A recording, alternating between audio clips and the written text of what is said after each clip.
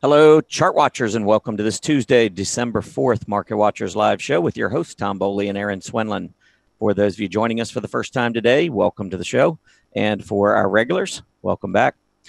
Well, we got the U.S. stocks under pressure today. The Dow Jones Industrial Average currently down 258 points. The S&P 500 down 29. The NASDAQ down 95. And the Russell 2000 really getting hit hard on a relative basis, down more than 30, actually 32 points now, wiping out gains over the past few days. 10-year Treasury yield on the drop here. This is not good. We are seeing 10-year Treasury yields down at levels we hadn't seen in a few months, and currently 2.93%, well below that 3% level. We need a big reversal here, or we could see some lower yields ahead. Not good for equities. Volatility index bouncing off the 16 level. Yesterday, we opened almost right on that 16 area. For those not familiar, last two bear markets, we never saw the VIX go below 16. So I am watching this level pretty closely. We are currently bouncing off of it. Good sign for the bears, not so much for the bulls. To the downside, we are seeing a lot of weakness in the aggressive areas. Financials leading the move to the downside, down more than 2.5%. Industrials down more than 2%. And you can see also technology and consumer discretionary both weak as well.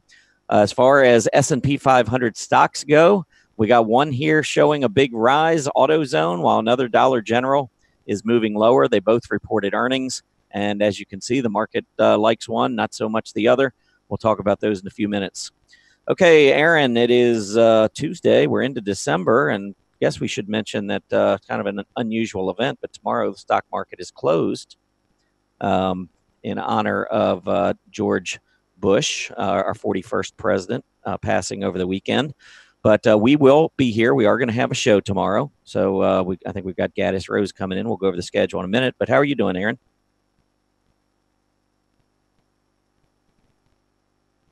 I'm doing quite well. Obviously, I need to wake up just a little bit more. That next cup of coffee. Exactly. It's early on the West Coast. Oh, indeed. It looks like it's going to be another interesting day in the market, though, doesn't it? I tell you what, I don't like what's going on. I think I talked about this a little bit yesterday, and I'm a little nervous about what's going on. Yesterday, we had some really good news. You know, sometimes when the market's moving higher and then you get that news that you think's really going to propel, a lot of folks jump in off the sidelines, and then that's about all it does to the upside, and we start to roll over. And it's kind of giving me that feel here. I do not like seeing the 10-year Treasury yield back below 3%. That's a sign money is rotating into safer, more defensive areas. Exactly. And that's not usually the recipe for higher equity prices. Yeah, and if you go and look at that sector summary, top 3 defensive sectors are the ones in the green. So, yeah, I will say that on a down day, that is normal.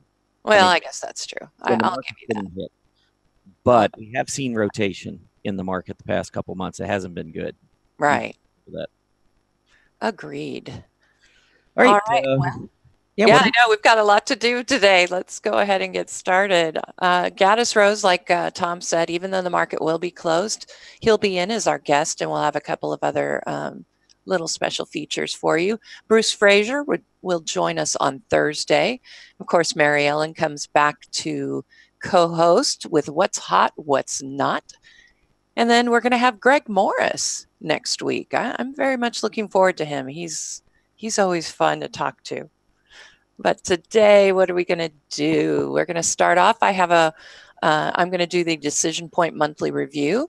It'll pretty much be sort of a rehash of what I did for my Friday program, just to give you a taste of what I do for that.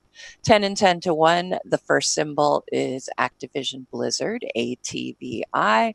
And finally, Tom's going to finish the program off for us with Spotlight Stocks. All right, technical news and headlines. All right, let's take a look at what's going on. First of all, there was no economic reports out. So here are some of the earnings reports. We'll get to the 10-year Treasury yield in just a minute. But here are your earnings reports today. You can see Bank of Montreal. We'll take a look at that chart in just a second. Did beat. Dollar General, though, came up a little bit short. As far as the bottom line, they matched, but they came up a little short in terms of their forecast going forward. And the stock is being hit, as I showed at the open of the show. That's one of the worst performers in the S&P 500. AutoZone, though, you can see a really nice beat there. They were getting a nice reward this morning. And then some others there, a couple of mixed reports, and we've seen a lot of that throughout this earnings season. Not nearly as robust in terms of earnings like we saw in previous quarters. So even the earnings, I think, kind of pointing to some instability in the equity markets right now. But let me take a look at that 10-year Treasury yield for you, and then we'll get into the Bank of Montreal chart. First, here is the 10-year Treasury yield, and I've been watching this 3% level. And those of you maybe who haven't been following technical analysis or don't use it as much, you can see that we had a couple of tops here on the 10-year Treasury yield, right around 3%. And then finally, we broke out, got all the way up to 3.25. There were some folks out there saying, well, this is horrible for stocks. And because the interest rates are up 3.25%, that's what was driving the selling. But now we're down at 2.93%, and the market is rolling over and starting to sell off again. So I said it at the time, I'll say it again. Interest rates are not the problem in the stock market right now. The interest rates are still at a historical low level. The biggest problem with the market in the near term, in my opinion, is just simply the high volatility. And until that starts to drop back down into more palatable areas for a bull market, I think we're going to continue to experience this back and forth high volatility market that we've been seeing. But here you can see clearly a break below that 3% level. And anytime the yield is dropping, this is the most important, one of the most important things to understand about the bond market, is when yields are dropping, it means treasury prices are rising. And they rise because money is rotating into treasuries. Folks are out there buying treasuries. There's no reason to buy treasuries if you think that the earnings picture down the road and the economic picture down the road is peachy. If you think everything's going to be good in 2019, you would want to be selling treasuries, and you would see the yields going higher to reflect an improving economy. That's not what we're seeing right here with this action day. I think you have to be cautious. Even though I've said before, I think the 10-year Treasury yield goes higher, it's mostly because I believe what the Fed has been telling us, in that we have a much stronger economy and it's continuing to strengthen, and those types of things would lead to higher interest rates. Well, the charts are telling us something different right now. We do have to respect this breakdown in the 10-year Treasury yield. I don't think that this necessarily means that the bull market is over, but I do think short term this was a key level, and I would not be surprised now that if we head back down to say 275, 280 on the yield, and all of that would mean more and more money rotating into treasuries, and that's less money available to move into equities. So more defensive areas are certainly garnering more than their fair share of the available cash out there right now. Okay, so let's get out of this. Let's move on over to the chart on Bank of Montreal. Now, if we pull up or talk about the earnings for a second on Bank of Montreal, we did beat slightly, $1.78 versus $1.75. I didn't see the revenues in terms of dollars. I know in Canadian dollars, there was a beat on Bank of Montreal, and I didn't see any forecast going forward. But you can just see on the chart here, the stock's been going lower primarily because the overall bank index has been going lower. When you look at Bank of Montreal versus its peers, if this was the only chart you saw, you'd probably think, wow, this thing's breaking out to a new relative high. This is a great stock to get into. Well, not really. When you look at the absolute chart, it was selling off on heavy volume. The only thing good about it is it wasn't selling off quite as hard as the overall group, and that's why you were seeing relative strength. But I am not seeing absolute strength. So when we talk about stocks we want to own, yes, this chart looks pretty decent because it is moving mostly higher from left to right, but you've got a bad group, and on the chart itself, this is not a good-looking chart. We've been selling off, like I said, for the past 2 months on some pretty heavy volume. I will say that you've got some price support on Bank of Montreal down around 72, so we'll see whether or not that holds. But if it breaks down and the overall group breaks down to the downside below that 420 level, I would not be in this bank, or probably any bank for that matter. And by the way, banks are getting hit hard today because those falling yields. Banks' profits tend to rise as the 10-year Treasury yield rises, certainly as the spread rises, the yield curve. But we're not seeing that right now, and that is definitely putting pressure on the banks. All right, let's take a look at Dollar General. So Dollar General matched the bottom line, as we talked about. They did beat on the top line, but they lowered their fiscal year 19 earnings per share guidance. And you can see the stock down almost 7%. I would suggest that it hold this level around 102. I could still argue for an uptrend, higher highs, higher lows, all the way up so long as 102 holds. If that breaks, I think the uptrend is broken. And to be honest, I like to see higher highs and higher lows. So even going back down to this level, essentially what it may create is just a neckline coming across here, left shoulder, and maybe you bounce off that neckline to put in a right shoulder. So those types of patterns, bearish patterns, begin to develop when you don't continue to put in these higher lows. So Dollar General falling. You can see recently it was actually a pretty good relative performer versus the specialty retailers. It's been rising off of the lows that we saw back in the summer, June, July. But unfortunately, it has begun to weaken against the group. And of course, the group has been in this downtrend. So can we hold the absolute price support at 102? We're going to find out. AZO, AutoZone. AutoZone came out with a pretty good report. They just matched expectations top line, but it was an easy beat on the bottom line, as I showed earlier, $13.47 versus $12.21. Nice gap up here, really strong volume. Uptrend remains intact. Really got nothing bad to say here. This is also a specialty retailer, and take a look at the relative strength that continues to build with AutoZone. Just a couple more of these. HD. This is no, that's not the one I want. I think it was HDS. I may have messed that up on the slide as well. I'm not sure if I had HD or HDS on there, but anyway, it's HDS. HDS did report their earnings. They came in slightly better than expected, just inline guidance. The one thing that boosted the stock at the open was they authorized a $500 million share repurchase program. So the stock did gap up, but the overall downtrend, I think, still in play. I would be careful if it pulls back and cannot hold that rising 20-day moving average.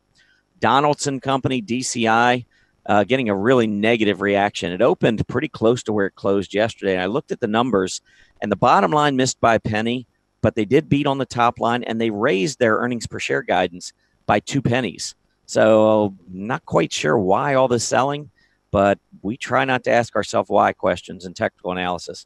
We see the selling on the chart, and that's all we need to see. I would say that you've got some pretty good support just below $50. We're almost there now. So if we break back below, say, 49.5, and then come back up and break back up above 50, you could maybe try to catch a bottom here and go in with a stop below that intraday low. In other words, if it turns back around and breaks back down below that low, you want to be careful. Otherwise, it could be a false breakdown where we start to see recovery. The last one I wanted to talk about, Toll Brothers. TOL, you can see here this stock gap down. Kind of surprising. They beat top line, beat bottom line. The whole home construction area has been kind of a mess. You get bad news in the group, they go up. You get good news, goes down. But here you can see that the stock is trying to base between about $29 and $34. If we could get a breakout above $34, I think that would be bullish. Currently trading at $33, though. A little bit more work to do.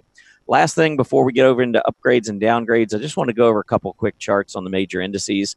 First of all, the S&P 500 has lost its gap support from yesterday. I think I mentioned in my blog article this morning, I really wanted to see 2760 hold on a pullback. You can see that is not holding at this point.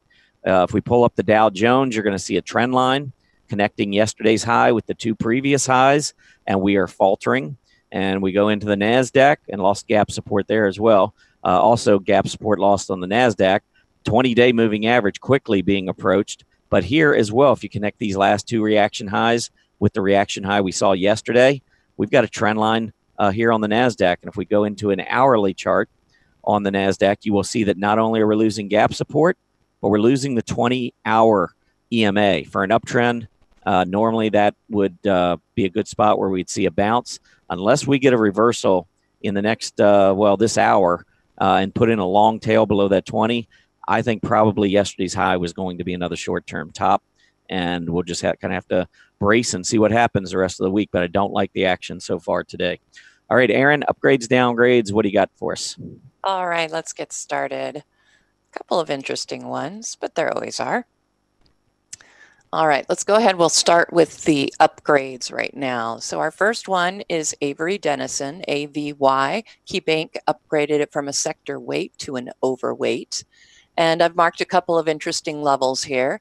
You've got support back here, resistance back here from June, July.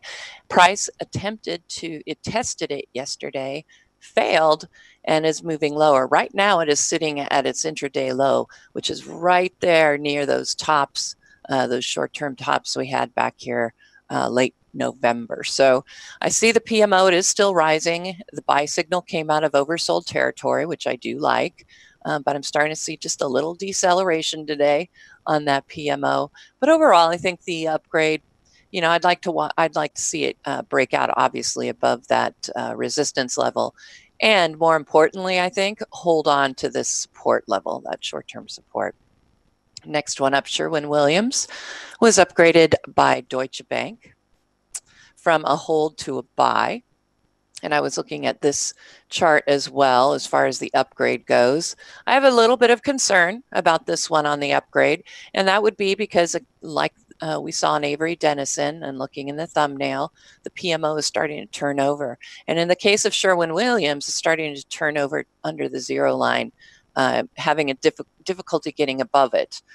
Failed test of overhead resistance yesterday, and notice that the OBV and the scooter are all moving lower. So not a fan of Sherwin-Williams at this point. I mean, if you can get that breakout, maybe we've got some work we can do to the upside to that 450 level. But at this point, let it hold that 200-day EMA. You want to get in early on it. Keep an eye on that PMO.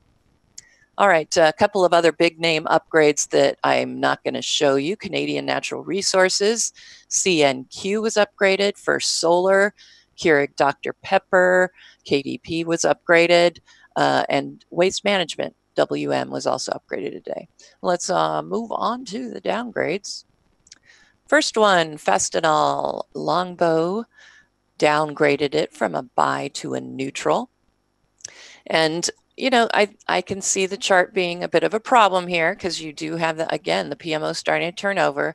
But I think what we're going to notice on just about every daily chart today is a PMO that's starting to slow down and decelerate, because we had a very good day yesterday for most of the equities, and now we're starting to pull back. So, it's not surprising to see some deceleration here on the PMO. So we just keep an eye on that and make sure it doesn't turn all the way into a top and start moving lower. In the case of Fastenal, notice OBV, we're getting a higher top, so I like that.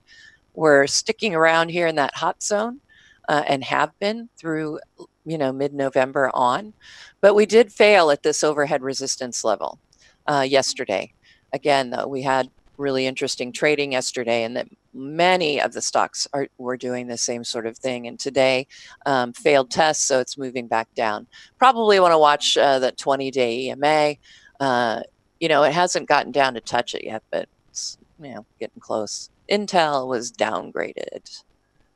The Intel chart I thought looked fairly interesting. What I wanted to point out was this gap back here, and we want to see it filled, of course. That's the expectation when you start getting a rising trend starting on the other side. You start to expect to see that gap close. So I marked that level for gap resistance at the top of that gap, where you need to be to close that gap. And yesterday, we fell short by actually quite a bit. We were covering that gap just a bit here. You can see we were starting to cover that in, but we weren't able to get all the way up there to that resistance level. And when we did get close, we turned back down. So that would be my only concern here. Would like to hold that $49 level. And of course, the expectation is that gap is going to close at about $51. So I think this one might be interesting to keep an eye on if we start seeing the technology sector health get a little more healthy.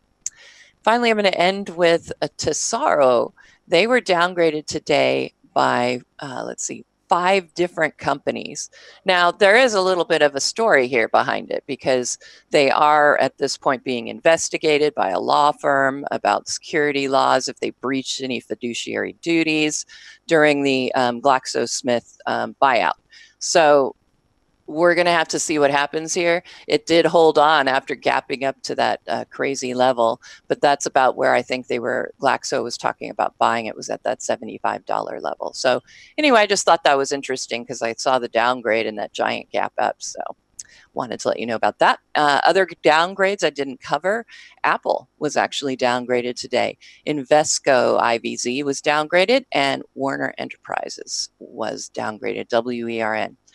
And that's all of the upgrades and downgrades. And here you go with the listing for you. I'll have that in the Market Watchers Live recap, along with those key economic report slides and key earnings slides. Right. Time to move on to the DecisionPoint monthly review. So let's go ahead and get started on that.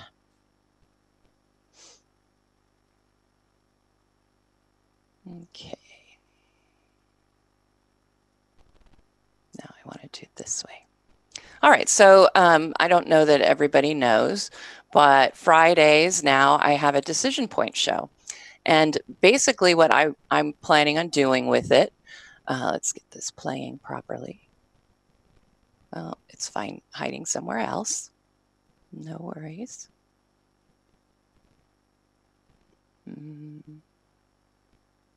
can't see. All right, bear with me, guys. I'll figure this out. Just give me a second. But basically, I did start a new show, and I'm very excited about that. So I do want to share that with you. It will be on Fridays at 2 p.m. And what we do is I'm going to go over, what I used to do on Mondays, the weekly review. So you can see the weekly slides, etc. This week I got to do the monthly charts, and I want to share those with you now today. So if I can get this slideshow to run, that is very strange. Not sure where it disappeared to. I have no idea. Okay, well, I'm just going to go right on ahead. I would just close it and try reopening it and see what happens. Yeah. All right, if I do that. All righty. Thank you, Tom. Good idea. It's like turning your computer on and off, right? That's the only way I can fix my computer. Reboot. Right. Word I understand. Okay, just give me a moment here. Yeah, it should be interesting. The weekly slides are going to be covered as well, but I just want to let you know that we are also going to be covering the monthly charts today. That's going to be the special that I have for you. So here we go. Let's try this now. Slideshow. Start. There you go. All right, let me fix I'll get the aspect and all that fixed right now for everybody. Perfect. There you go. Thank you. All right, so let's go ahead and get started. But yes, DecisionPoint show Fridays now at 2 p.m. So today's look, I'm going to go over the DP scoreboards, the daily, weekly, monthly charts. We'll look at the large cap indexes as well as mid and small caps, of course. And then I cover the big four: dollar, gold, oil, and bonds. And then we'll finish up with the DecisionPoint indicators. All right, and those are the Swendland trading oscillators and the ITBM. All right, so here's a peek at the scoreboards and what happened last month. And one of the things you don't see here is that we did have a switch from a buy to a sell to a buy on these short-term PMO signals. So although you're seeing these green buy arrows, we actually did have a point in time where those were all red last month. So this is where we're currently sitting, though. And the short-term trend models, the intermediate-term trends, all of those are negative right now. At this point, we do still see long-term holding up as far as buy signals. But these monthly buy signals, as I'm going to show you, are on the PMO, are just about ready to disappear. So let's go ahead and look at some of those charts.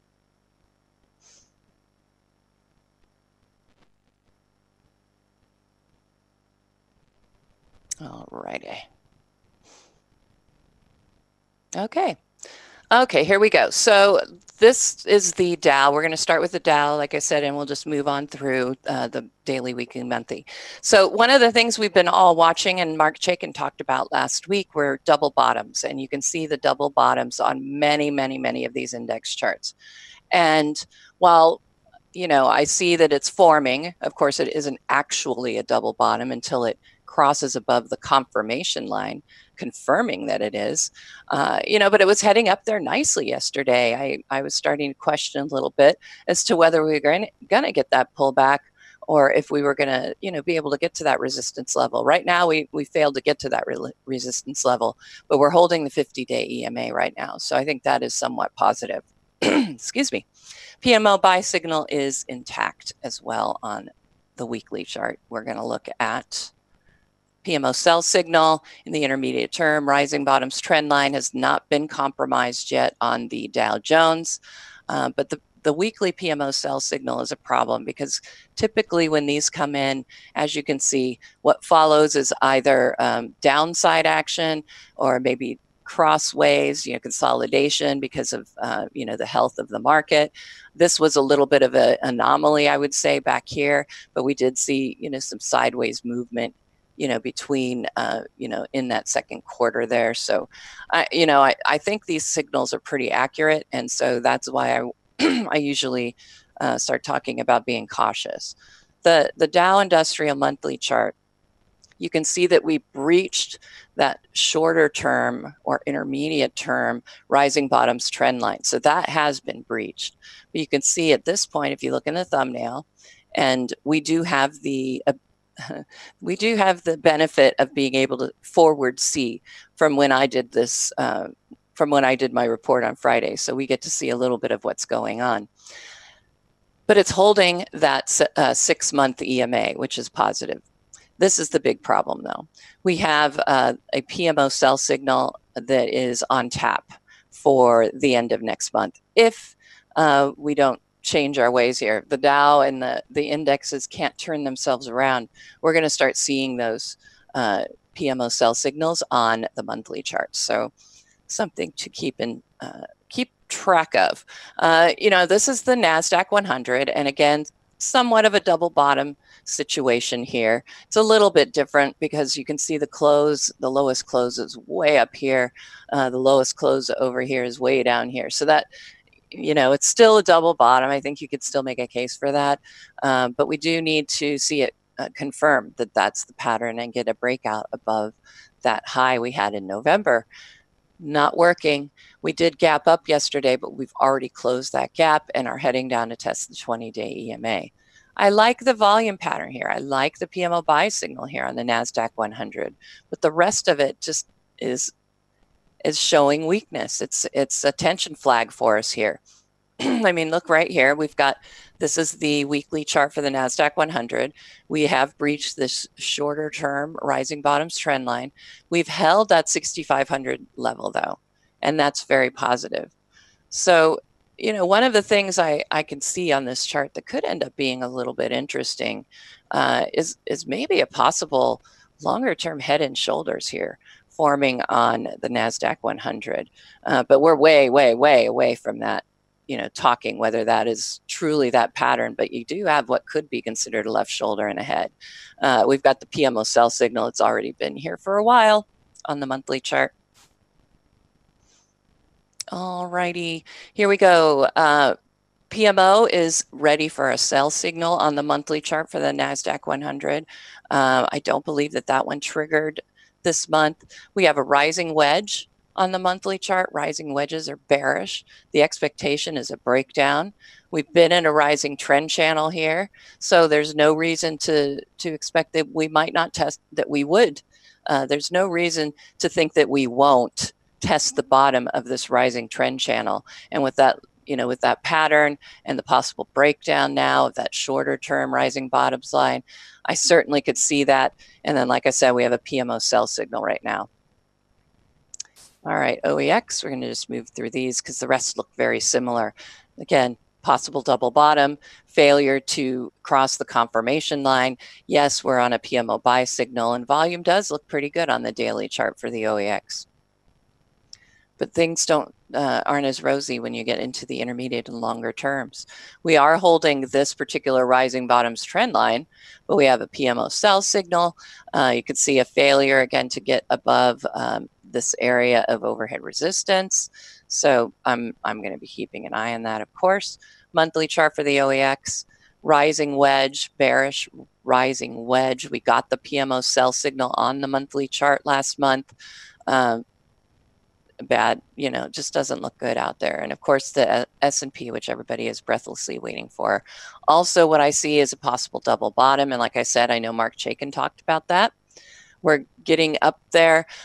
What I found was interesting is if you come back here to this top back in March, the top back in June, the lows back here in July and August, those all are touches, in my opinion, to a possible overhead resistance line. And notice where it lined up. It pretty much hit that 2,800 level was that level. It hit it and is now pulled back. Right now we are trading below that 20-day EMA on the S&P. So there's some weakness out there, certainly today when you're looking at a drop, the kind of drop we have right now. PMO sell signal on the weekly chart, still holding rising bottoms trend line, and monthly chart for the S&P. There you go. And this is a very long-term one. And I did this on purpose. I did this for my show on Friday. I wanted to give you a really long version, a really good history of the PMO on the monthly charts, the PMO sell signals, and letting you know when they come in and what typically happens. And I think the picture is fairly clear. Either you're going to get a decline, you might be lucky enough to get just some sideways consolidation, but it seems that ultimately we end up getting these declines coming off of it. It's just wondering how big that decline might end up being. But you can see really lined up. Look at the tops back here from 2000 and 2008, really just lined up perfectly almost with those PMO sell signals. So think about it. We do have a PMO sell signal, just came in at the end of last month or on Friday. So that's why, and I know, Tom, you're a little bit shaky about this whole thing too. These are the kind of signals, these are the kind of indications that there are problems out there. All right, this is the mid caps S&P 400. I use IJH, the ETF. And you can see PMO topping below the zero line. Of course, like I said, we have some forward information because I didn't have this on Friday. So you can see, again, we came up here and were unable to confirm this double bottom pattern. And we are heading back down. Next thing I'm going to do is a rising bottoms trend line, because if you get a breakdown in it's my own eyeballing thing, but if you get a breakdown below the rising bottoms trend line, to me, that negates the pattern altogether. So I think it's still a viable pattern at this point, but if that rising bottoms trend line fails to hold, then I would look for more decline. Weekly chart, and certainly that double bottom would not be viable anymore. Notice the 17-week, 43-week negative crossover on the mid caps. We did hold this level at 175. I think that is going to be the level to watch. If we get the breakdown below that, I think that's really going to be our signal that there's some serious problems here. Well, I think we already know, don't we, that there are some serious problems. The question is, how serious at this point? New PMO sell signal came in at the end of October for the mid caps, and you could see the breakdown out of that rising bottoms trend channel. So I think next month will be, I think I might do a rising bottoms trend line just to get an idea in the longer term what kind of lows we might want to expect. But at this point, until I see that 170 area broken, I'm not going to start calculating how far down we're going to go. Russell 2000 IWM ETF.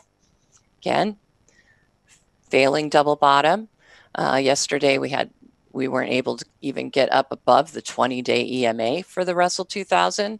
We now have a top below the zero line right now on Russell 2000, the small caps. And right now, remember how I was talking about how I would negate a double bottom pattern? I would be looking at that rising bottoms trend line. And if that were broken to the downside, I would say that the pattern is broken. It's not viable anymore. And we're very close to that right now. If we end up with if we end up with IWM coming down here to that 145 level or even 146, I would say that the pattern is busted. Weekly chart for the Russell 2000. Rising bottoms trend lines. First one was breached. I put in this second one off of these lows. Notice it's pretty much runs parallel. They're going along in conjunction with each other. So we might be able to hold on to this rising bottoms trend channel that these two rising bottoms trend lines are holding on to. But I have some serious problems here. IWM, you notice we now have hit negative territory for the PMO on the weekly chart. And when was the last time we had a negative reading on the PMO? It was all the way back in 2016, before July in 2016. So we're seeing weakness that we didn't see the last time we corrected. Monthly chart, rising wedge, executed, 140 level, still holding. The PMO sell signal came in at the end of October. So we already had some premonition that there might be some problems coming up for November. And sure enough, I think we did have those problems that it was giving us warning of. So again, monthly charts, when you get those sell signals, really need to pay attention. In this case, I don't have a lot of history, and that's only because I am using IWM, the ETF. All right, indicator time. All righty. So let's start with our climactic indicators right now. Okay. All right, so what I'm looking at here when I do climactic indicators, as the name might suggest, is I'm looking for climaxes, I'm looking for spikes, I'm looking for kind of unusual activity.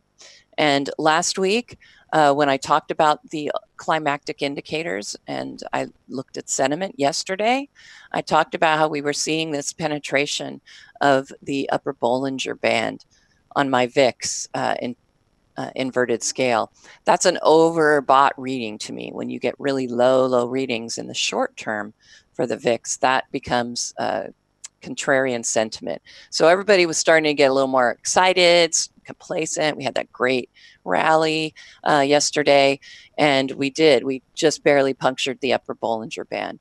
And that typically, when it is accompanied by spikes like we're seeing here on new highs, and the spikes we've got here on the net AD and net AD volume, and then combine that with that penetration, that tells me we have a buying exhaustion likely on tap. And sure enough, today we certainly exhausted it. Let's watch these climactic indicators. Let's see if we get some spikes to the downside, because that could mean that could mean a selling initiation, that we have more downside to go. Short-term indicators, Swinland trading oscillators. All right, so what I look for on these are the divergences, of course, between the two, because this is a breadth oscillator and this is a volume oscillator. And so the good thing about having these two indicators, one based on breadth and one based on volume, is that the old saying, I guess, or what everybody says, is that price should follow volume, right? So when volume is rising, when volume is doing well, you want to see prices doing well, obviously. But when you start seeing volume failing and breadth gaining, that's a negative divergence. There's some problems going on there, and you can see this rising and closing. And so that's what I'm looking for, because typically after that we get those big time declines. Right now, not shaping up that way. If anything, I'm seeing a higher reading on the volume oscillator that I'm seeing on the breadth oscillator. So that actually is a positive sign. So again, keep in mind this is the short term, and I consider the short term, I guess I would say days to week or weeks. That's my short term. Intermediate term, and this would be weeks to months. All right. And again, looking for those divergences. And currently, I'm not seeing any. We've got these indicators rising, and that's positive for the intermediate term. The volume one has finally managed to get above the 0 line and has hit positive territory. We'll keep an eye on it, obviously, but I like the way these are shaping up, the way that they are rising. We had that pullback on them, but immediate rise, and they are continuing higher. We'll have to see what today's action does to them, however. All right, let's move on to the big four. All right.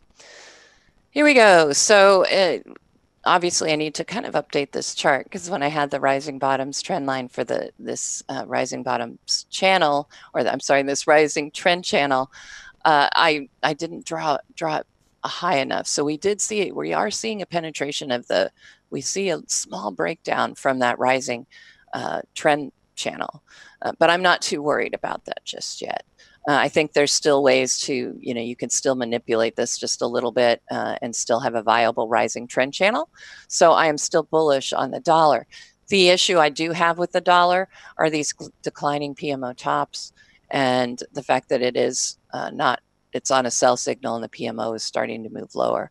But I'm not seeing, extreme weakness here. The PMO is flat because we've had, just pretty much the same kind of acceleration. So I'm not overly concerned about that. When I look at the weekly chart for the dollar, this is part of the reason why. We have a very strong PMO. It's actually just about ready to get past its previous top, which was back in the end of 2016, early 2017. We're staying above that 25.75 line, which I like, that lines up back here on that 2010 high. So we're holding on to that support so far. I would be looking for a move, honestly, to start testing the highs that we had here back in 2016 and 17. It's just the picture still looks very positive in the intermediate term for UUP and the dollar. This is the monthly chart for the dollar, and look what we have shaping up right now on the dollar. A PMO buy signal on the monthly chart.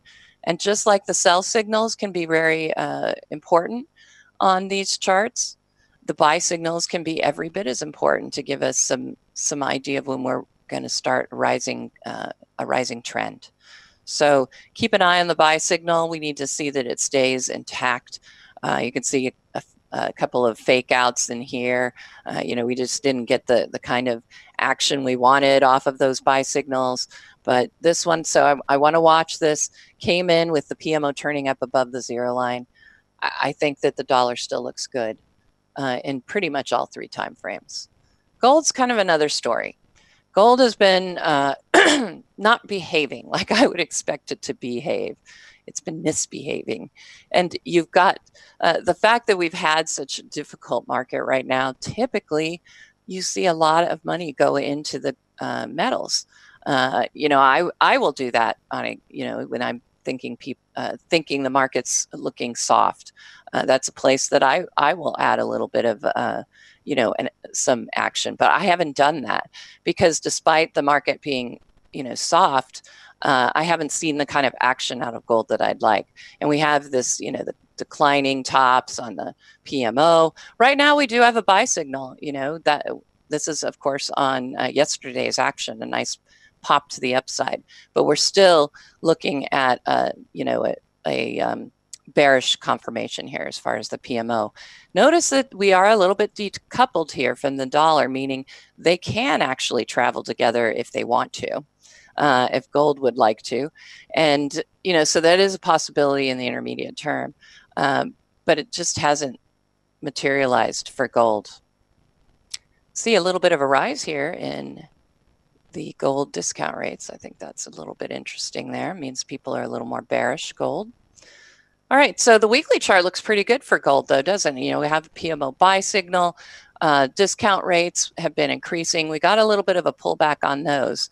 So that means that bearish sentiment, which is good for gold, has slowly begun disappearing. But the PMO buy signal's there. Rising bottoms trend line still holding up. I'd like to see that breakout above that 1240 level and something that'll stick above the 1250 level. But at this point, the breakout's still holding, and the key thing is that rising bottoms trend line's holding. Monthly chart for gold, not quite as rosy. We do have the PMO sell signal. I do note that we're getting some deceleration, however, on it. And, you know, gold did hold up. It was able to not drop below that declining tops trend line once it broke out. Granted, it's been moving mostly sideways, but the fact that it's holding that 1200 level, I think, is important. If we lose that level, I think 1,000, gold at 1,000 is certainly possible. And what's funny is I remember all these years talking about, oh, can gold get to 1,000? And now we're looking at it as a negative thing. All right, oil's daily chart. We have the PMO finally starting to turn up. We're starting to see, we got the breakout yesterday for oil. It closed this gap back here, hasn't closed the gap right here just yet. So I want to see that closed. If we fail to close that gap, then I would expect lower prices. But this is probably the best I've seen oil look in a very long time, and it's PMO. So let's get a peek at the weekly and monthly charts here before we finish up. All right, the PMO sell signal is there, but we are holding that level, which lines up really with some of these tops back here. You can see this was a bit of a consolidation zone. So we might see it continue with the consolidation sideways, but we do want to hold that support line because I would say next level down is that $9 on USO. And let's look at the monthly chart. And this is actually WTIC, West Texas crude. And not any better picture. PMO sell signal on the monthly chart is getting ready to hit. We got a breakdown below that $55 mark, the $55 barrel. We're trying to come back and get above that. Well, actually in the thumbnail, you can see it was a $54 level. So we're seeing it trying to come back. Watch closely, but this just still does not look healthy enough. I would look for a decline here still. I don't think oil is done. And finally, bonds. There we go. PMO buy signal. We're finally seeing the PMO in positive territory. Today, we're obviously getting a huge rally in TLT. We had one yesterday as well, a nice rally. So we're just getting that continuation. Honestly, I did not expect to see TLT perform this well. I thought we were going to, when we had the failures here to get above, you know, these lows, I was thinking that, you know, bonds are pretty much cooked. We got the breakout, but it fell right back down. But the PMO is telling me, you know, it's not so bad. Pay attention. And sure enough, looks like we've got the breakout. But I would have to say that the weekly and monthly charts, when I did my show on Friday, because again, we didn't have the benefit of seeing these breakouts, I still was looking at this as very bearish, and I still think it's pretty bearish. The one thing that I'm noting right now is this breakout above that rising bottoms trend line, and that, in my estimation, like I said, like with the double bottom, when I use those rising trends, if we get the break above that, I kind of feel like this head and shoulders isn't there anymore. I think that we're going to see it not be viable. The PMO is getting ready for a buy signal too on bonds. And if we look at the 30-year treasuries right here, in this case, though, the head and shoulders is very much viable. We've seen the breakdown. If you do the measurement, we're looking at 30-year bonds moving all the way down to about 120. So something to keep in mind. Notice right here, we have not seen readings this low since, back in 1983. Looks like, nope, 82. So the PMO has not been at this low level since then. Bonds are still in, have some serious problems going on. All right, so let us go and look at our conclusion here. And then I'll let us move on, Tom, because I have to find it.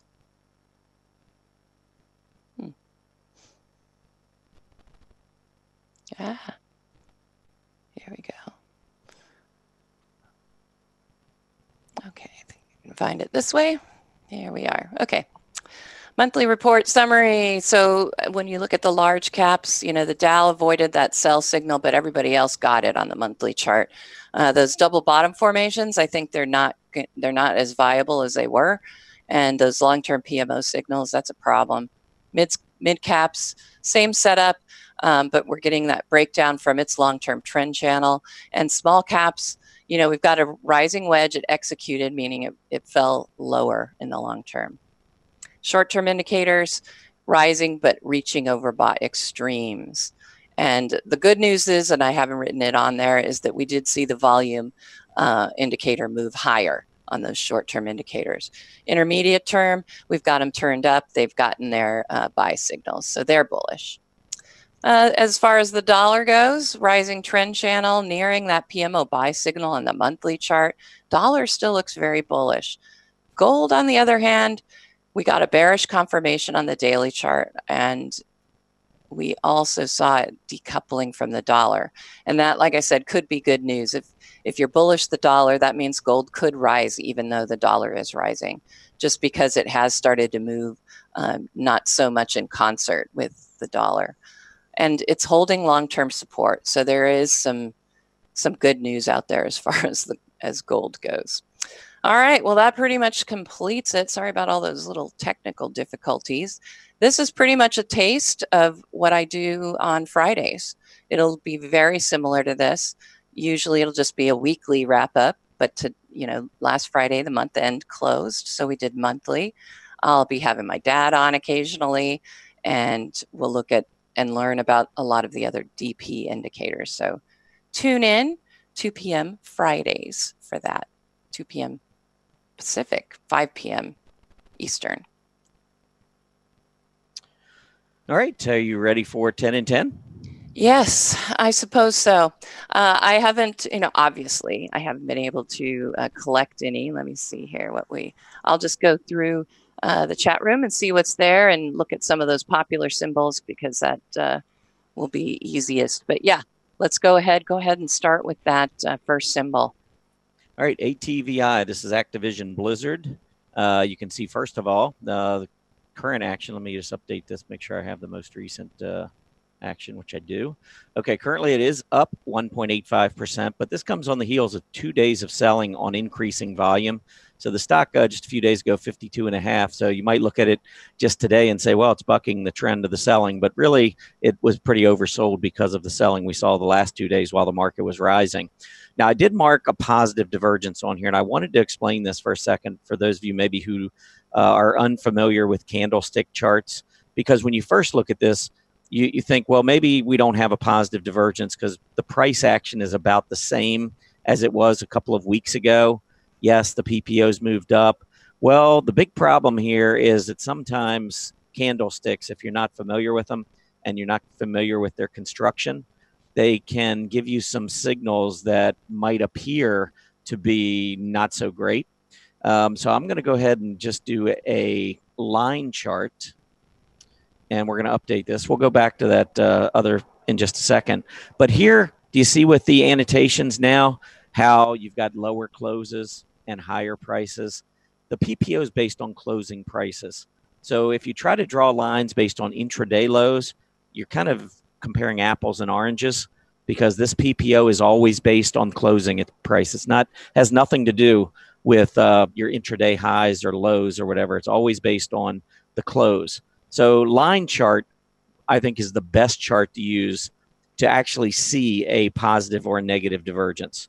Sometimes that's difficult to do with candlesticks. So again, if we go back, take a look at this candlestick, you'll see that I'm actually drawing this line from this other close, because that's the closing price on, if we pull up that line chart, that was the close that you could see. This candle, even though it does go down to 46 and change, that's the intraday low. The close is all the way back up here at about 49. So again, your closes have moved a lot lower, but you might look at this chart and try to draw lines from these intraday areas. Just make sure that you're using closing prices, because that is what the PPO is based on. Otherwise, you're not drawing the lines from the appropriate places. The other thing that I would say is when you look at this, you say, well, okay, it's positive divergence. That's good. Well, you don't know how far this thing's going to go down. I put an arrow, blue arrow, on this volume bar right here. 30 million shares traded yesterday when it broke down to a new closing low. Now, you might look up here and say, well, the PPO is telling me that they're slowing momentum in price. Well, yeah, maybe there is. But when you break down on massive volume, I'm not sure you can really confirm the fact that you got slowing momentum. When I'm breaking to new lows and I've got volume that's heaviest that I've seen pretty much across the chart, except for one other day where we saw a ton of selling, that is pointing to me to, look at this chart somewhat bearishly. So I'm going to say ATVI goes lower. I would not be buying based on a positive divergence. In fact, I think, maybe if the market bounces one more time, maybe we get back up 49.50, but I'd be very, very surprised. First of all, I don't think we're going to go anywhere near that 50-day moving average. With a positive divergence, that's normally what you look for, is to get through the 20-day and go all the way up to the 50-day, get that PPO to reset all the way back near the zero line. I do not believe that's happening, not with this kind of volume trend to the downside. So I think best case scenario is the stock tries to consolidate for a bit, but I don't like ATVI here.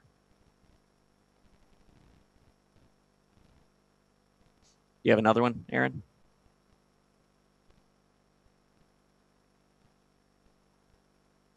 Our most popular stock in the chat room is NVCR. And interestingly, the other popular, it's not a stock symbol. It says, turn out the lights, the party's over. Is it time to short the market? That was the other popular comment. I would say in the short term, I would have no problem with that. I don't short. I won't start shorting until I'm convinced we're in a bear. And I don't think I'm not going to be convinced we're in a bear. I don't like some of the things going on. I've talked about that. But I'm not going to be convinced we're in a bear until we break down below those lows that we saw in February 2018.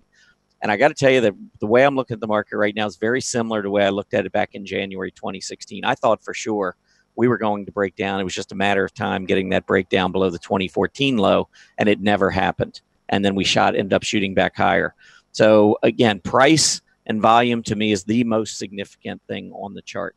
So a lot of other signals are telling me be careful here, maybe even short, but we haven't lost price support yet. So I'm going to stick with correction still for now. NVCR, you can see the stock did get back up above the 20-day. Here we do have a positive divergence, and we had a reversing candle right on the bottom there. Nice hollow candle off of a downtrend with a positive divergence in play. That is a pretty good sign that the selling is beginning to wane, that selling momentum to the downside beginning to wane. We came back up through the 20. I think we're now trapped between the 20-day moving average and the 50-day.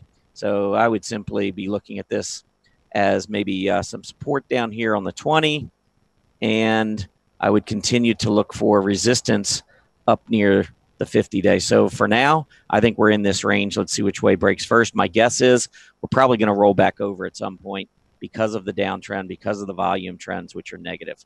So I'm not feeling very good here. Short term, we got a shot at going a little bit higher. Longer term, I think we move lower. Okay.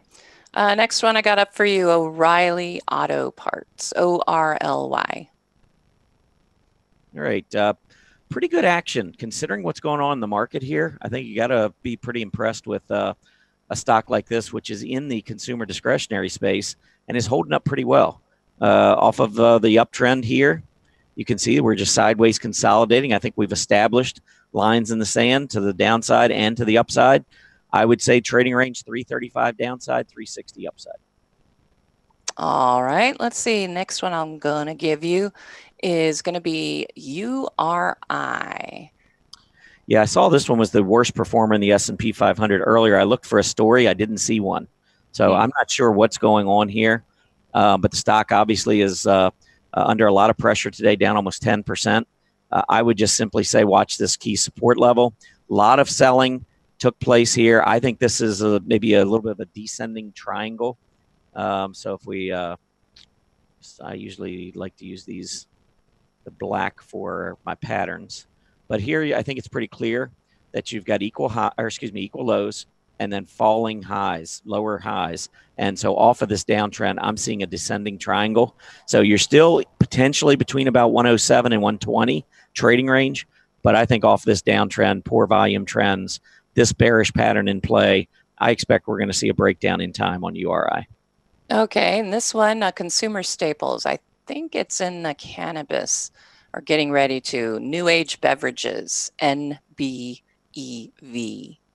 Yeah, they announced somebody was taking them over yesterday and got gapped up. I can't remember. It's a smaller company. Another one in this space, the cannabis space, Kronos, CRON, announced today that they're looking for an investment out of Altria. MO is their ticker. So the space is definitely getting more and more folks interested in it. And I think it's, goes without saying, there's obviously some growth prospects here. But for the chart, I didn't look to see if this was a stock deal. I'm guessing it's a stock deal because the stock continues to trade. If it was a cash deal, it'd probably just go right to where the cash offer price was and sit there. So I'm guessing this is some sort of a stock deal, and it's probably trading in the direction of the company that acquired it. I can't remember the name of it. I have to go look at it. But 540 is the recent resistance area. You can see we've tested that a few times now. To the downside, I'd watch the rising 20-day moving average, which currently is at 431. If that fails, then I think the bottom of this range could come back into play. But for now, I would trade maybe between the 20-day and that price resistance around $5.40. Excellent. Okay, the next one, and I'm not going to try and pronounce the whole thing, but Turkcell from the Communication Services, TKC. Yeah, I know at one point, I think Mary Ellen was talking about this one. It's pretty interesting. And I think from what I recall, it was on the bullish side of things. And it might have been back down here when it kind of broke out of this consolidation range and started to act much more bullish. But I actually like this on this 20-day test here. The other thing maybe to watch is trend line support. So that's going to come in, I don't know. That is going to be down closer to 5.25, which just about lines up with the recent lows. You can see one right there, and prior to that in here. So I think that's the biggest area. Now we could get a bounce off the 20-day and another pushback up toward the recent highs. But from a longer term perspective, I think this uptrend remains in play unless we were to go down and clear this support area between about 510 and 520. Okay. Next one up, CRC, California Resources Corp. All right, CRC. Oh, I don't like that failed 20-day test. I mean, I think this one's going lower. Yeah, I would just say, when you got a downtrend like this, which I think is pretty clear, you're coming down. The most recent low right here is also a low on the PPO. It has strengthened. The PPO has strengthened, but notice the failure at the 20. I think we go back down. Perhaps we'll get a positive divergence on that move back to the downside. But I think the overall downtrend carries this one lower again. And I would look for maybe around that 21 level to test that recent low, maybe even go a little bit lower. And if the volume is light and you've got that positive divergence, then maybe things will start to turn back to the upside. But for now, I think the momentum remains to the downside. I would avoid. Okay. Next one up, RGA, and this is Reinsurance Group of America. All right. It's back down near the lows of this recent trading range over the past 3 or 4 weeks. So I find that as a positive. Now, obviously, if you're in this stock and it's down 3.75%, you're probably not seeing too many positives. But I am looking at this as kind of a trading range off of an uptrend. Pretty good volume on this push to the upside, clearing these prior highs. I would just be careful if we go back down and close below 144. Maybe you give it that little bit of room down to the 50, and if it stays above the 50-day, that's at 142.81. But the upper end of the range, I would say, remains around 151. So down here at the bottom of the range, and as you get closer to the 50-day, I think the reward to risk is set up on the long side. But if it breaks down, especially below that 50-day moving average, I'd be out. Okay. Let's see, the next one I'll give you is FedEx, FDX. All right, FedEx, I don't like the action today, 7.21% down. We were going lower. Look at the failure on the false breakout above that earlier reaction high in November. And I get the question sometimes, what is a reaction high? Well, a reaction high is after a downtrend. Where do you react higher to? Where do you go before the selling kicks in? So this is your reaction. Move back to the upside off of this downtrend. It establishes resistance at about 232 or so. You can see the last couple of highs we've gotten right up here. Yesterday, we were up to almost 235 and then came back down, failed to get that breakout. And that's where, in my opinion, you want to be really careful when you get stocks that have false breakouts. And look at what happened to FedEx the very next day. Now it looks like it's heading back down to test the recent lows off of a downtrend, sideways consolidation. Don't have anything very bullish to say. Maybe we get a bounce off price support, but that would be short-term in nature. I don't like the stock. All righty. How about Just Energy Group, a utility, JE? Is this the 10th one? I have one more to go. All right, let me see. I thought I had 9. I thought this is the 10th one. I've got 9 annotated so far. So okay then. But anyway, I mean, we can do another one. Here we've got a really nice uptrend. The big problem I have here, without a doubt, is, and I can circle this for you down here, just extreme overbought conditions. I mean, this thing's had an RSI above 70, even above 80 for most of the last 3 or 4 weeks. So normally when you get a stock that never pulls back, or not never, but for a long period of time doesn't pull back, when it does finally sell, sometimes it can sell off really hard. And usually it waits until I buy. And then right after I buy, that's when the selling starts to kick in. So I don't like to do that anymore. So I don't buy when a stock is this overbought. I mean, you can see, here's the flip side. Here's where it just keeps going down. And you think, okay, this is a great short. Well, if you happen to short it this particular day and it's at $2.70 and the next day it's at $3.05, you're not going to feel very good. Same thing here. You buy it at 4.30 and it goes back for a 20-day test back down below 4. You're not going to feel very good. So I think it looks good. Nice uptrend. I just think it's way overbought. It's too extended from the 20-day. I'd wait for maybe a 20-day test to look for entry. All right, Tom, I counted. I have 9 that I gave you. So you have to do another one. Okay. I'm going to give you Boston Properties, BXP. That might be in my list of stocks that I'm going to do. No, I looked at it, but I didn't add it for spotlight stocks at the end of the show. But yeah, I mean, we're getting a breakout here, but is it going to hold? So we got the breakout yesterday. Look at this possible reversal here. I like the stock. I like this group. It's defensive. I think in this kind of a market, it's probably a great trade. But if we fail here, I would so much rather buy it on a pullback as it gets back down to the 20-day moving average. So if the market sells off and we see a little bit of short-term weakness here, I think I've moved back down close to 127. We're only talking $3 or $4 on the stock. What's that, 2-3%? That I would feel much better about from a reward to risk. You can see during this uptrend, we have not had a close below the 20 days. So I think your reward to risk is a lot better there than trying to get in it here and hoping that the breakout continues while you're in overbought territory. All right. Now that indeed is the 10 and 10. Here are the 10 symbols that we looked at. All of those charts will be up in the Market Watchers Live chart list, and it's very easy to get to. Just go to the blogs tab, click on the Market Watchers Live blog, and the link is right there at the top. Additionally, every Market Watchers Live recap has the links in it as well. I see the one missing, URI. That's number 11. Oh, Tom's like, I knew I was right. Well, I just know I've got 10 charts annotated. It's like I didn't make it up. It had to have been. Yeah, that's what I was trying to figure out. I counted them all. No worries. We got a bonus this time. I think you had a bonus Friday too. So perfect. Excellent. All right. So let's go ahead and get started on our final market update.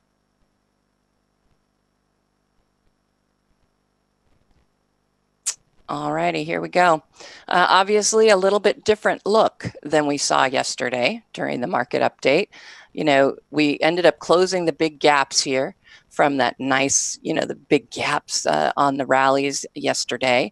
We've closed that. We closed it pretty quickly.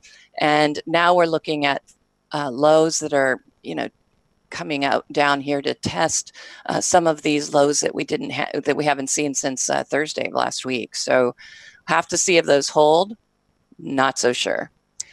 Continuing on, S&P 400 pretty much the entire day, sliding.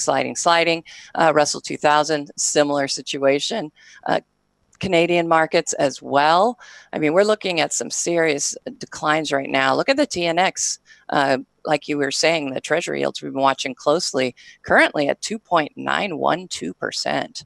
Volatility, well, everybody's getting a little nervous, but when you look at charts, 3-day charts like this, I would have to say I would be worried too. The VIX has spiked all the way up to almost 20 right now at 1988. UUP making a rise after a big gap down, wasn't able to make it to positive territory and is starting to fall back down. Gold, gap up. It was also on decline, but it's now starting to head back up. So gold is starting to look a bit better today. Currently, GLD is at 117.24. USO, oil prices are unchanged right now as far as USO.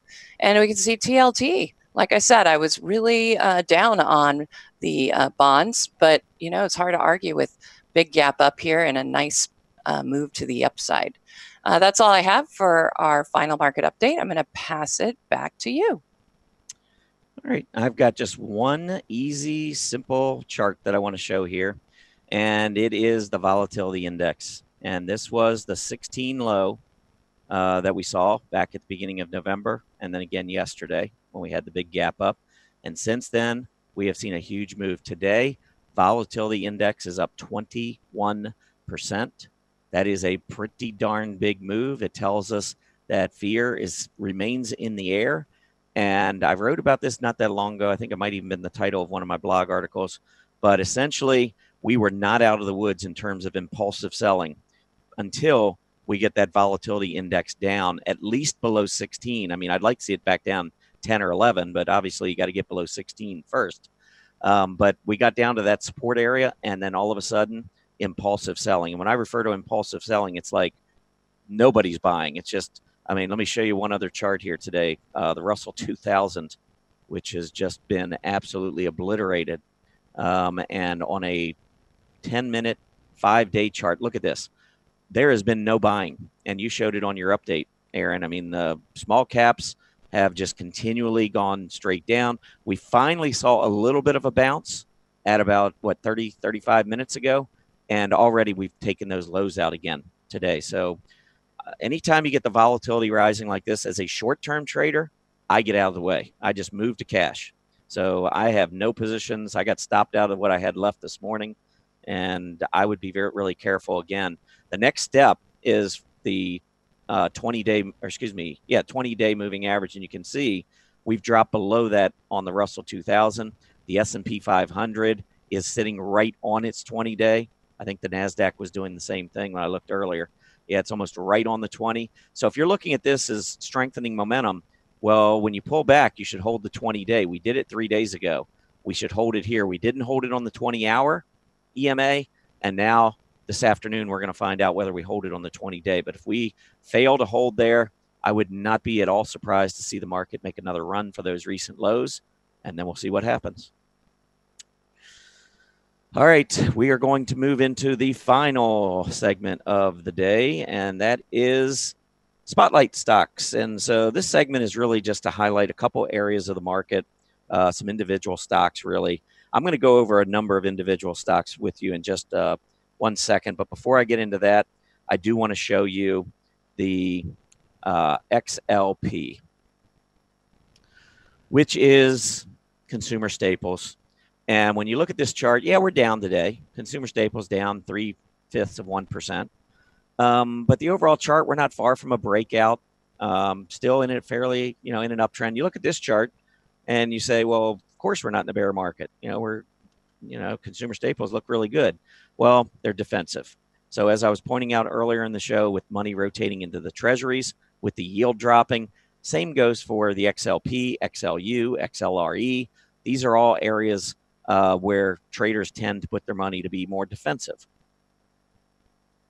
And when those companies or when those sectors are leading action to the upside, That's generally not a good thing. So I want to focus this segment on the defensive areas, because if I was going to buy anything on the long side in this market right now, it would be in these groups, because the aggressive groups, when the market goes down, tends to get hit hard. We know the volatility index is high, so it can be very impulsive selling. Many of these areas can sell off in a very, very quick period of time.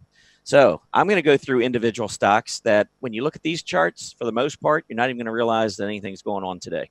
Many of them are up today or hanging in there pretty well. The charts look pretty good. So let's start off with some consumer staples names. Church & Dwight, CHD. Here, beautiful move up recently. Nice volume beginning in November. Sideways consolidation. I think it's just consolidating. Nice move up. That's a flagpole. We're in a flag. I think eventually we're going to get this breakout above 68. CLX, Clorox. What bear market? Beautiful move up. November into early December, really strong month for Clorox. We took out the sideways consolidation where we had kind of gotten ahead of ourselves as we moved up. See, the PPO was fine, but then when we got up to these highs, the PPO turned negative divergence. And so we went sideways for a while. PPO resets back at the center line, and then we break out and we start the uptrend all over again. And there goes the PPO. I think the stock looks really good. WDFC. Not much volume here on this stock, WD40. So that would probably be one thing that I would be a little cautious of. But after it did have a period of about 5 or 6 weeks of weakness back in September, October, we strengthened, pulled back one time, and now trying to make a breakout. I think short term, this could be an area 175, 177 where it struggles. But with the PPO above the center line and beginning to strengthen again, I think that rising 20-day could be a great entry. KMB, Kimberly-Clark, another one, been rallying very nicely over the course of November into early December. Yesterday went down close to 112. The rising 20-day is currently at 111.93. I think that's a key level of support. I believe that Kimberly-Clark's going to make a run for the August high up around 118, 119. All right, TAP, T-A-P, Molson Coors Brewing. Look at this move up. I think this is a flagpole, sideways flag, or you could say uptrend, followed by equal highs and higher lows, an ascending triangle. I like the pattern here. Short term, you can see that the PPO is having a little bit of difficulty as it tries to make this breakout. So maybe we consolidate a little bit further, but look at these tests of the rising 20-day moving average. That, when we look back, especially, when we would move up back in late July, August, we couldn't hold the rising 20. We moved up, couldn't hold the rising 20. And then we kept downtrending. And you can see every time we got to the 20, we turned lower. Now this seems to be, with the heavy volume gap up, a change in character here on TAP. Every time we pull back and hit the rising 20-day, we bounce. So I think this is a nice looking chart, really nice pattern. I expect we'll get higher prices here. Hershey's, HSY. Trying to make a breakout today. Now, maybe we'll get a little bit of a reversing candle, so perhaps we get back to the rising 20-day moving average. But overall, nice uptrend. I do want to point out one thing here while I'm thinking about it. Seasonality, Hershey's. Think about chocolate. What month chocolate's pretty good is in favor? February. Look at February. Valentine's Day, chocolate. Hershey's goes up 90% of the time in February, averaging going up 3.7% over the last 20 years. Why I'm sharing that with you beginning of December, I don't know. It just happened to hit, so I figured I'd share it with you. NOMD, let's keep moving. Nomad, this is in the food area. No, I didn't want to do that. I wanted to do Sharp Chart. NOMD, here's the gap up, very heavy volume. Notice each time we pull back close to 19 and a quarter, we hold. Today, the stock's down 3%. It's getting down to about 1950, getting close to that 19 and a quarter area. Overall, uptrend, sideways consolidating. I think a pullback to that gap support could be interesting in NOMD. Revlon, I love the breakout here recently with the heavy volume. The tail that comes down here, it's breaking down into this area of support. If it comes back up above 24 today, I think this is one you could get into and keep an intraday stop below today's low at 23.41. But I would wait to see if we get back up above 24. We could just continue moving down and go back down and test that bottom of gap support. But overall, I think this is a nice uptrend. I think eventually we're going to move higher. I think it's just a matter of where we bottom out. 3 days ago, the stock was over 28. Today, you can get it at 23 and change. This is the way I like to trade. So if you get a reversal, start moving back up after you had a false breakdown below this 24 level. Revlon could be interesting. EL, Estee Lauder. Look at all these tops coming across here. 145 yesterday, massive volume. Don't want to chase it up at 152.5, but today it's down 4.6%. Pretty darn close to where the breakout level was, and the volume is much lighter on the selling. I think somewhere between 145 and the rising 20-day at 141 and change, I think you'll find some support for EL.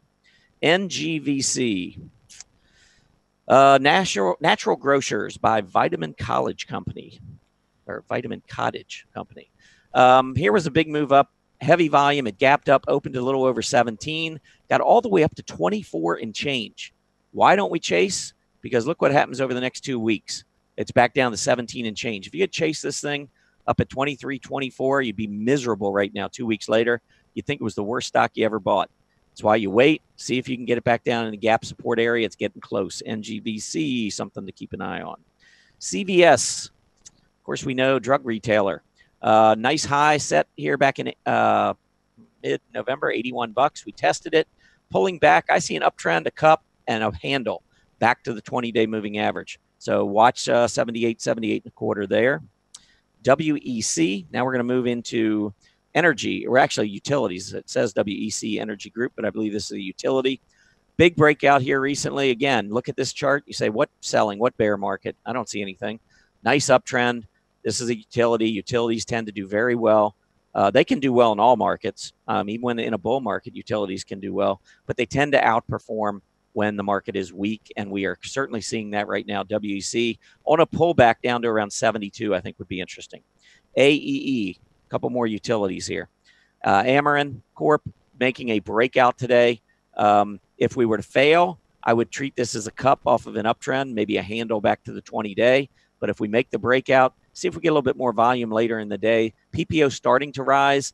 Technically, yes, negative divergence, higher prices, lower PPO, but we don't know. This PPO is rising. We don't know where it's going to end. We could go up next 2 or 3 days, and the PPO breaks out above that prior high, and that negative divergence is gone.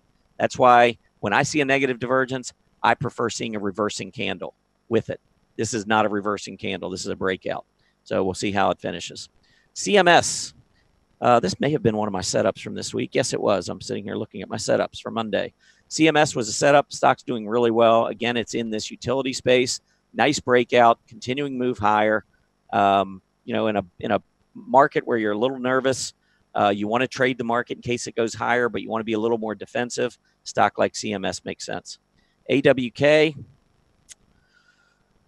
breaking out 3 days ago. So this would have been at the end of last week. Nice breakout. Look at the volume coming in. It's overbought right now. I wouldn't chase it, but this is one I'd keep on my radar. A pullback to test the breakout somewhere around 94. AWK would look interesting. EXC. And by the way, these companies, I wouldn't worry about the overall market and all that volatility, because when you see all of that, these are the types of stocks that money rotates to. So I don't mind getting into these types of stocks. I'm probably not going to make 8 or 10% in a week on stocks like this, but you might make a couple percent while the market is struggling. And that's the whole idea. So EXC makes the breakout here last couple of days, nice volume. PPO, and this is what I was referring to.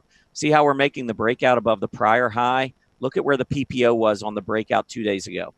And now look at what's happened as we keep moving higher. The PPO is about to eliminate that negative divergence. Just a few more real quick. NRG Energy. Here's your move up. Here's a nice little cup, false breakout. I'd expect it maybe to pull back to the 20-day. I think the chart looks good, though. Eventually, I would expect higher prices here.